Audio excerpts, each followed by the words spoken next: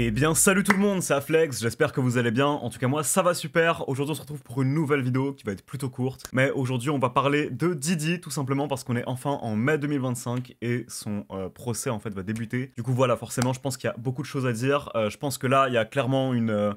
Enfin, ça va être une période en fait où il va y avoir beaucoup de dingueries qui vont se révéler. Parce que là, pour le coup, c'est plutôt évident que c'est l'un des plus gros procès du siècle qui va arriver. Et je pense que pour le coup, on n'est vraiment pas prêt pour toutes les dingueries qui vont être dévoilées en fait au grand public. Alors juste avant de commencer cette vidéo, si tu veux acheter des pendentifs de rappeurs comme des pendentifs O-Block, donc de King Von, des pendentifs OTF de Lil Durk ou même plein d'autres chaînes en fait, que ce soit celle de The Weeknd. D'ailleurs, ils font même la chaîne de Lil Baby par exemple, qui est hyper stylée pour le coup, je la trouve trop bien faite. Bah frérot, hésite pas à aller sur le lien en description. Pour le coup, il y a une marque de bijouterie française qui s'appelle Finest Gems qui fait tous les pendentifs de rappeurs, c'est archi clean. Donc moi en l'occurrence par exemple, j'ai une chaîne O-Block que j'ai mis autour d'une figurine The Weeknd et elle traîne dans ma chambre et pour le coup c'est vraiment de la collection quoi. Et c'est plutôt stylé à avoir dans sa chambre. Sachant que pour le coup c'est vraiment de la qualité, c'est des super bons matériaux, enfin vraiment c'est incroyable. Donc vraiment pour le coup moi je t'encourage de dingue à aller acheter ça. Pour le coup c'est incroyable, tu le regretteras jamais de la vie et c'est trop stylé à avoir dans sa chambre. Vraiment je t'encourage frérot. Mais du coup bon, pour parler de Didi les gars, alors c'est très chaud. Au moment où je tourne cette vidéo on est le 5 mai 2025, donc c'est officiellement le jour où le procès de Didi débute en fait. Et là pour le coup je pense qu'on est vraiment pas prêt. Alors pour le coup ce procès ça va vraiment être quelque chose de très différent que j'ai pu traiter en fait par rapport aux autres procès sur ma chaîne. Donc ce soit par exemple le procès de Young Thug, le procès de TK, le procès de Lil Durk. Pour le coup ça a rien à voir. Là je pense que c'est vraiment quelque chose de très choquant en fait parce que on n'a pas forcément l'habitude en fait de voir ça en vérité. C'est-à-dire que bon ça reste très grave hein, mais des procès pour meurtre etc. On a grave l'habitude. Dans le rap US c'est quelque chose de totalement banal en fait finalement, même si c'est complètement dingue de dire ça. Mais pour le coup là c'est vraiment quelque chose qui parle de choses beaucoup plus... moi personnellement qui me touche beaucoup plus en fait, que je trouve beaucoup plus choquante, donc que ce soit par exemple la pédophilie, bref toutes ces conneries, c'est hyper chaud. Et en fait ce qui va vraiment être intéressant c'est que là pour le coup il n'y a aucune porte de sortie pour Didi. C'est-à-dire qu'en fait la seule porte de sortie qu'il a c'est de balancer un maximum de noms et de ressortir. Donc moi à mon avis je pense qu'il va le faire et je pense qu'il va s'en sortir comme ça. Bien sûr, après, il y aura plus de carrière, tous ces contrats, c'est terminé à vie. Hein. Ça, c'est fini. Bon, après, il est déjà milliardaire, il en a rien à foutre. Mais par contre, je pense que là, en fait, il va mettre beaucoup de gens, enfin, il va entraîner beaucoup de gens, en fait, dans sa chute. Donc, on a pu déjà voir pas mal de célébrités qui ont déjà commencé à être un peu dans la sauce, que ce soit Beyoncé, Jay-Z, DiCaprio aussi, d'ailleurs. Enfin, il y en a pas mal, en fait. Pour le coup, il y en a plein. Et en soi, il y a plein d'accusations, en fait, envers ces gens-là, qui sont complètement dénués de fondement, en vérité. Qui sont juste mensongères en fait. Hein. Bon après les gens aiment bien juste créer des rumeurs sur les gens connus, c'est souvent c'est la base. Mais ce qui est dingue avec ce procès pour le coup, c'est que c'est vraiment quelque chose qui est tellement énorme en fait que ça a même un impact dans la politique. Parce qu'on a beaucoup essayé de lier en fait Kamala Harris à son procès du coup. Bon après il y a des choses, voilà, on pourra jamais savoir si c'est vrai ou faux en vérité parce que ça va très loin, étant donné que même le maire de New York a été incriminé en fait dans cette affaire. C'est-à-dire qu'il s'est fait arrêter et tout, hein. Donc il participait vraiment au Didi Party, il aurait vraiment fait des choses, enfin il aurait clairement touché des mineurs en fait, hein, on va parler français, et il aurait aussi payé pas mal de prostitution, enfin il aurait financé en fait tout un réseau de prostitution de Didi, mais ça après c'est encore une autre histoire. Mais au-delà de ça en fait si vous voulez, c'est un big truc parce qu'en vérité il y a beaucoup de gens qui, et là je vous parle très sérieusement, il y en a plein qui pensent que c'est réellement un réseau en fait pédosataniste démocrate. Donc c'est-à-dire qu'il y a des gens très sérieusement qui pensent que ça en fait, tout ça c'est juste la surface de l'iceberg, donc la surface visible, et qu'en vérité, en fait, c'est vraiment un truc qui va très loin, c'est un truc qui est géré par des gens extrêmement riches, donc des milliardaires, c'est un truc vraiment où il y a énormément d'enfants, en fait, qui sont exploités, sans leur consentement, bien sûr, et enfin, sans leur consentement, en tous les cas, c'est des enfants, donc voilà. Mais en gros, voilà, il y a plein de choses comme ça, en fait, qui vont être possiblement révélées, et en soi, nous, bon, ça paraît toujours complètement dingue dit comme ça, hein, évidemment, t'as l'impression que c'est un film, t'as l'impression que c'est impossible, mais en soi, j'ai envie de vous dire, on connaît pas ce monde-là, hein. En vérité, c'est un monde d'élite en fait, vous voyez, c'est un monde de gens qui n'ont pas du tout les mêmes mœurs, c'est un monde de gens qui pensent sûrement différemment, on n'est pas les mêmes personnes en fait que des gens qui ont réellement accès à tout. Par exemple, un milliardaire ne va jamais penser comme quelqu'un de normal, donc il va forcément pouvoir tester en fait des choses qui sont extrêmes dans la vie, et Didi pour moi en fait ça représente bien ça. Parce que Didi au final en fait c'est juste un mec qui a accès à tout, c'est un mec qui peut tout acheter, il est milliardaire, il a la fame, il a la réputation, il a tout en fait, il a l'influence, il peut tout avoir dans la vie. Donc on peut se dire mais pourquoi en fait il va toucher juste des putes ou alors pourquoi il va juste toucher en mode des enfants, enfin ça a aucun sens en fait, tu peux déjà tout avoir, donc pourquoi tu vas forcément faire n'importe quoi comme ça, t'as pas besoin. Mais en fait en vérité je pense que c'est parce que ça te rend bizarre en fait de devenir comme ça, genre quand t'as accès à tout, bah en fait c'est pas quelque chose de bon pour l'humain moi je pense. Et le truc en fait c'est que quand t'es comme ça, bah ça te rend chelou.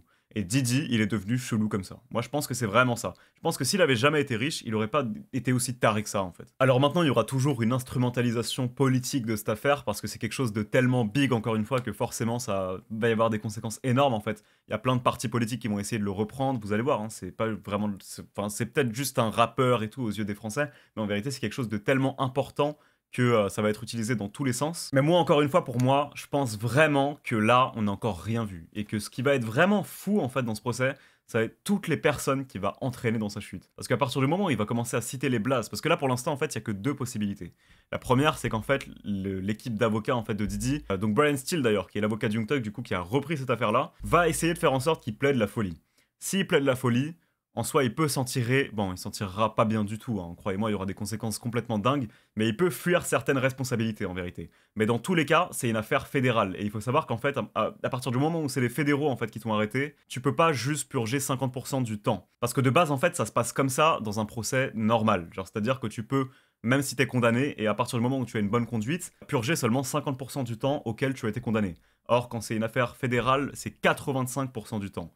Donc ça veut dire que dans tous les cas, par exemple, Young Thug, il pouvait pas s'en tirer. C'est soit il partait le soir même, soit il finissait sa vie là-bas. Même si en mode il avait une bonne conduite ou qu'il avait un bon deal. Et là, pour le coup, en fait, Didi, bah il a pas le choix. Dans tous les cas, il est cuit. Donc soit il ressort direct, soit c'est fini. Et à mon avis, bah c'est très simple. En fait, il va opter pour la stratégie qui va lui permettre de optimiser ses chances pour sortir le plus vite possible. C'est assez logique. Pas besoin d'être un génie pour savoir ça. Donc à mon avis, il va balancer plein de blazes. Alors maintenant, s'il plaidoie sur des problèmes de santé mentale, pour le coup, ça c'est quelque chose qui est très très... Franchement, pour moi, en fait, c'est... En fait, je vous dis la vérité, l'avocat a dit ça, mais c'est quelque chose qui est très très très rare. En vérité, la probabilité que ça se passe réellement comme ça, c'est faible. Parce qu'on appelle ça un plaidoyer basé sur une défense originale. Et ça, c'est quelque chose qui arrive jamais. Surtout pour une célébrité comme ça, sachant que là, il est contre des fédéraux, c'est impossible. Donc moi, je pense qu'en fait, ça, c'est juste pour le feu des projecteurs. En fait, là, ils veulent juste, en gros, mettre une couverture sur Didi, entre guillemets, pour faire oublier leur vraie stratégie derrière. Mais en vérité, ça sera jamais sur des problèmes de santé mentale qui va plaidoyer. Ça, c'est des conneries. Même si, bien sûr, après, il y aura beaucoup de cadres de diffamation, il y aura beaucoup de gens qui auront des accusations qui seront totalement infondées au final, en fait, parce qu'il faut savoir qu'il y a eu des centaines d'accusations envers Didi. Donc ça, c'est classique. Dans tous les cas, l'équipe d'avocats que Didi avait avant, parce qu'ils l'ont abandonné, hein, faut le savoir, étant donné que l'affaire est trop compliquée, et bah ils ont rejeté plein d'accusations. Mais ça, en vérité, et c'est comme Young Thug, en fait. Young Thug, à la base, il avait 56 charges dans son procès. À la fin, il en avait plus que 8. Et s'il était reconnu coupable d'une seule des 8 charges, c'était minimum des dizaines d'années de prison. Donc en vérité, c'est un peu la même chose, c'est classique, mais ça enlève pas le fait qu'il est vraiment dans la merde. Alors maintenant, en fait, c'est très compliqué de savoir ce qu'il va réellement faire, parce que dans le cadre de Didi, c'est une célébrité. Et quand t'es une célébrité, en fait, t'opères dans une double arène. C'est-à-dire que t'opères à la fois dans l'arène médiatique et dans l'affaire juridique. Donc Didi, en vérité, il va devoir jouer sur un double tableau qui va être très compliqué. Et c'est pour ça que, par exemple, moi, je pense que là, c'était pour le feu des projecteurs. Le fait qu'ils font croire, enfin, le fait qu'ils fassent croire qu'ils vont plaidoyer sur des problèmes de santé mentale. C'est complètement dingue, en fait. Mais en vérité, il est probable que même s'ils vont tout faire pour minimiser les conséquences juridiques, tout en protégeant son image, même si en vérité elle est déjà morte, hein. Pour moi là il n'y a plus rien à sauver chez Didi, ça va être très chaud pour lui, il va pas s'en tirer. Enfin quand je dis qu'il va pas s'en tirer, c'est que pour moi il va plaidoyer coupable à la fin, hein. C'est sûr et certain, il va être reconnu coupable, mais il va entraîner beaucoup de gens dans sa chute, mais au niveau de son image, il s'en tirera jamais, même si bien sûr qu'il ressortira de prison, étant donné il va balancer tout le monde en fait. Enfin bref, en tout cas moi voilà, je pense que je vous ferai une vidéo sur ça. Pour le coup, bon voilà, là j'ai déjà fait 2 vidéos sur Didi. J'en ai 2 qui ont plutôt bien marché, c'était assez intéressant, surtout que moi j'en avais fait une sur 50 Cent. Donc sur toute la guerre en fait, comment 50 Cent avait anéanti Didi plus de 20 ans après, parce qu'il faut savoir que 50 Cent disait toutes ces choses en fait en vérité. Il disait déjà que Didi était complètement taré depuis des décennies. Ça faisait au moins 25 ans qu'il le disait et personne ne le calculait, c'est un truc de dingue. Mais je pense que ce que je vais faire en fait, c'est que je vais vous en ressortir une 3e lorsque vraiment son procès, il y aura eu pas mal de choses qui seront déroulées, que ce sera vraiment intéressant de vous en faire une et je vous ferai une longue vidéo. Donc maintenant on verra bien comment je m'y prendrai, voilà. N'hésitez pas à me dire si vous ça vous intéressera en commentaire. Mais après moi en général quand je fais une vidéo sur un procès comme ça, vous savez que c'est de la qualité, hein. Genre c'est quelque chose d'assez long, je fais pas mal de recherches, et dans tous les cas sur cette chaîne là du coup sur Aflex V2, eh ben, je vous ferai une vidéo par semaine sur toute l'avancée de son procès. Donc exactement comme je le faisais pour le procès de Young Thug à l'époque.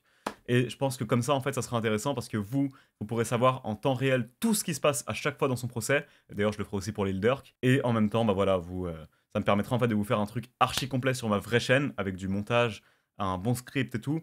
étant donné que je connaîtrais tout de son procès. Enfin bref, en tout cas voilà frérot, toi n'hésite pas à me dire ce que tu penses de ce procès du coup en commentaire. Moi je pense que ça va être un truc de dingue, je pense qu'il va balancer tout le monde. Et je vous ferai probablement une vidéo où je traiterai ça en fait d'une manière très juridique, un peu comme j'ai traité le procès Young Thug sur ma vraie chaîne. Quoi qu'il en soit, c'était Afflex, merci à toi d'avoir regardé cette vidéo. Ciao!